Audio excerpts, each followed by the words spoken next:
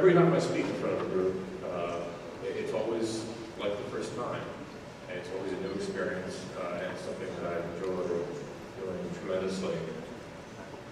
A couple weeks ago, when I was asked to come here and speak before you, I said, what would they like to hear? What would they like me to speak about? And my colleague said, well, why don't you speak about what you think is the formula for success for Minhang? And I said, well, okay, I can do that, but it's a complicated thing.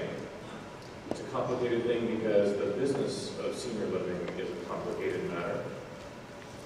And it's further complicated by the fact that it's early days here in China still. Business models are still evolving, and it's not entirely clear what's going to happen over the next 5 years. It is clear that there's going to be a lot of building and a lot of development, but other than that, it's very complicated. Just a brief introduction of myself and what we do.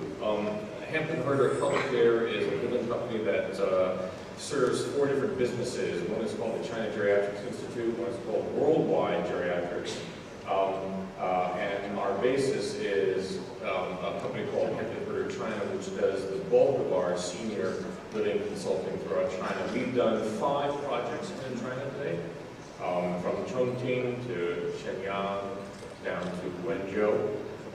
All of our projects are currently underway, and I think that they will all be resounding successes. We're extremely happy to have this opportunity to work here, and I think that we've been one of the longest. I think we were one of the first here, and I think that we'll be here for quite some time. I expect to spend the rest of my career here working in the senior living industry. A bit more on some of these companies. When we first started working here in China, it became apparent to us that human resources were really at a real need, and we thought that an opportunity would be to help provide training for healthcare workers and to help augment the training that nurses already had in this country.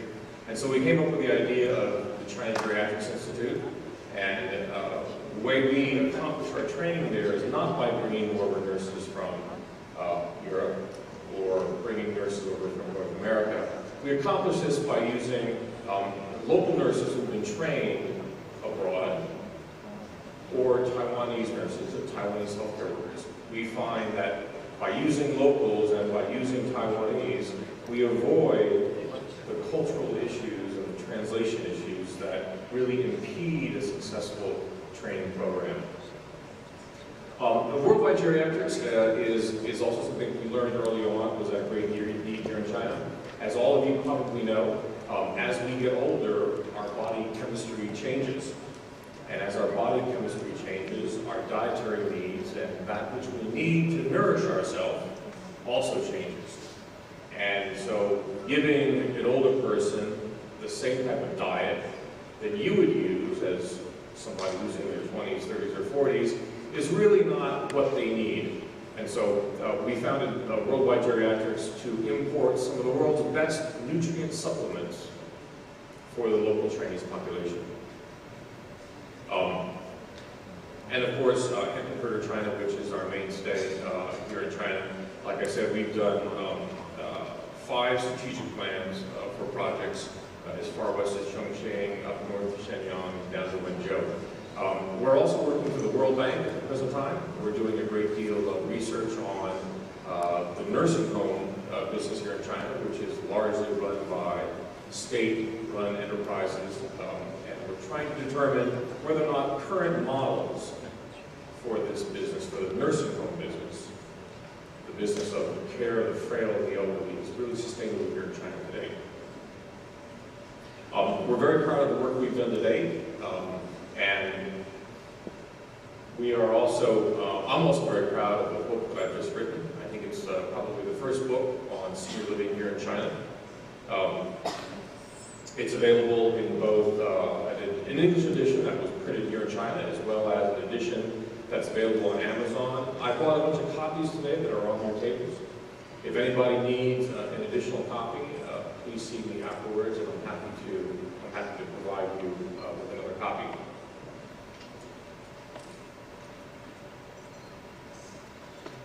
So, when I think about how senior living has been successful in North America, in Europe, and in Australia, I come up with 4 fundamental characteristics, 4 qualities that I know makes senior living and geriatric care a success abroad.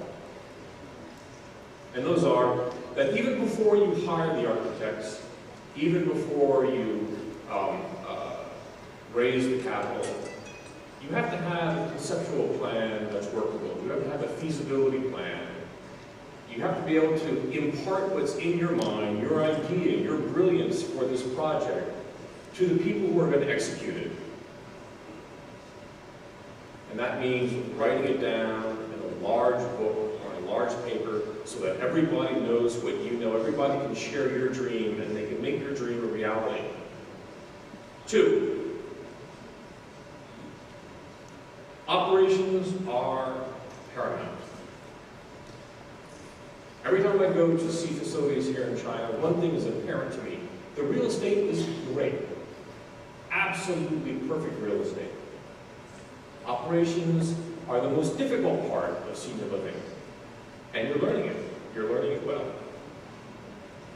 But in time, what's going to happen is that people are going to be choosing facilities not for their real estate, but they're going to choose facilities for the care and for the reputation of caregiving in that facility. If you develop good care programs here in Minhang, the opportunities to go elsewhere in China will be enormous. Your good works here will be evident throughout the entire country. 3rd, the management of operations must be what I call total care focused. What do I mean by total care focused? If you think of a manufacturing business that manufactures children's toys, for example, the manager can stop production because the toys are not being made in the proper way. He can hire and he can release people immediately on a moment's notice when he has to. And it's probably obvious to you that you can't do that in a senior living home. But maybe it isn't so obvious. Because the people that you're dealing with are old, they're frail, and they need constant attention. And the managers have to understand the burden that is on the nurses and on the caregivers from day to day.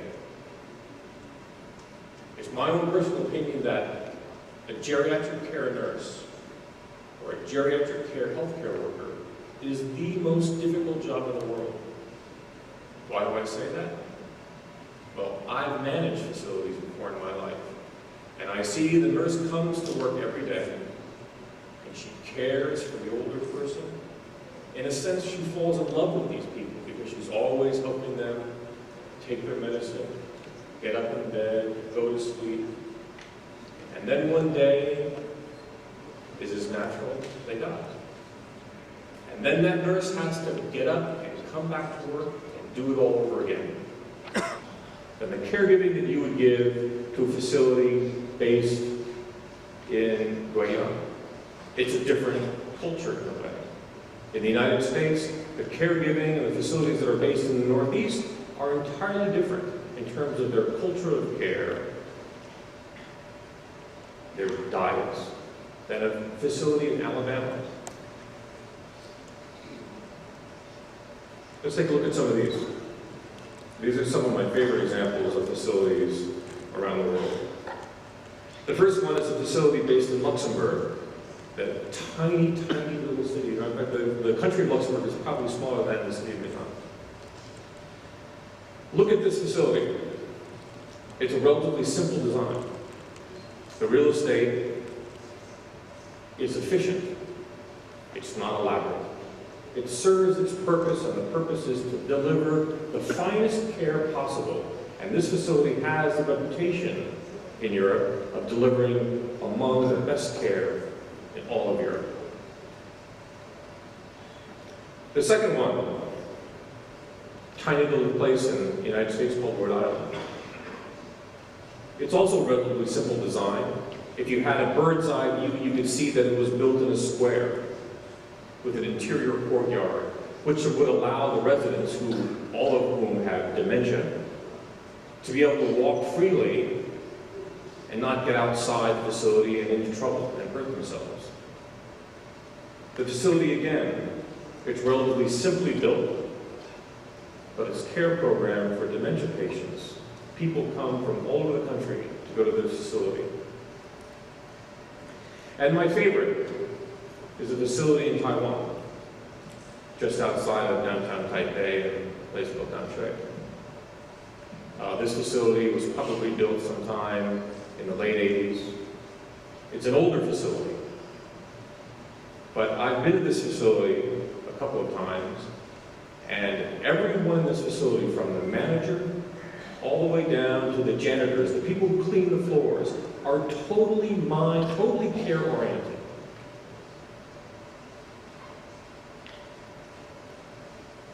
The facility is simple, but they've got one of the best care programs in all of Taiwan.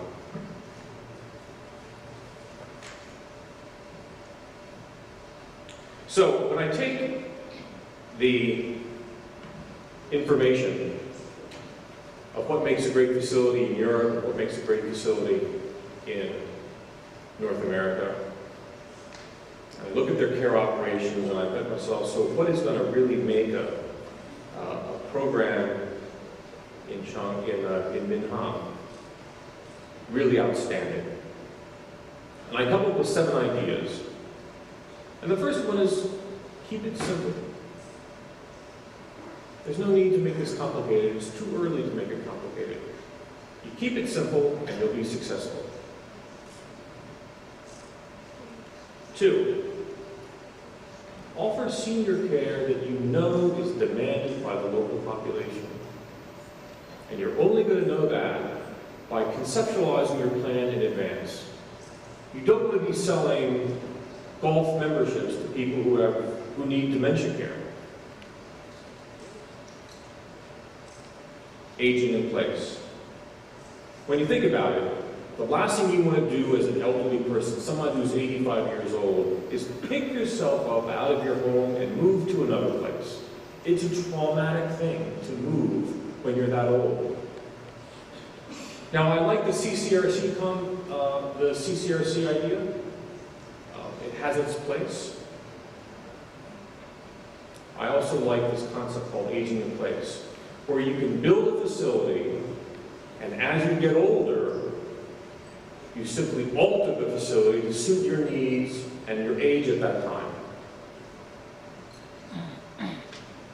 In essence, you build a facility that's enormously flexible, that will accommodate you as you and your spouse get older. I like the idea of building vertical, and that's a personal preference, but modern construction methods make vertical building for senior living very efficient. And given the demands of the population here and the number of units and the number of beds that need to be built over the next 5 to 10 years, I think building vertical makes a lot of sense.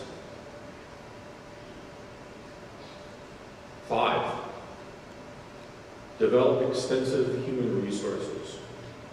Now, I honestly, going back to my total care management concept, without human resources being among the most important aspects, the most important elements inside your company, I don't know how you're going to be able to deliver the kind of care people are going to need.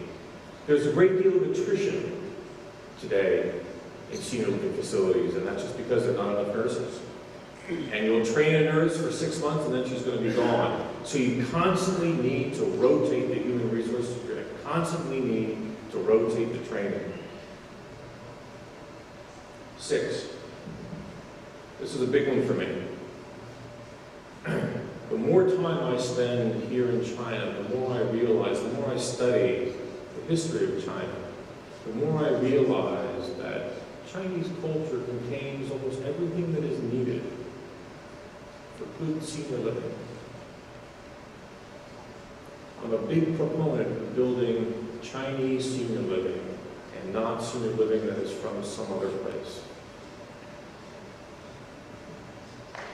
And my last one is focusing on brands.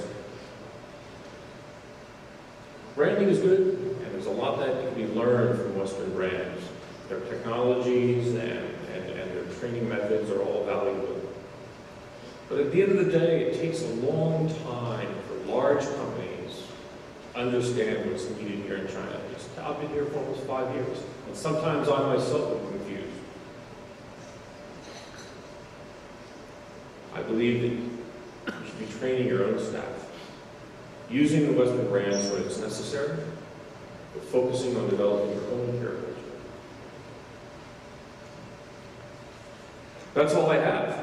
I appreciate the time very much, and thank you very much.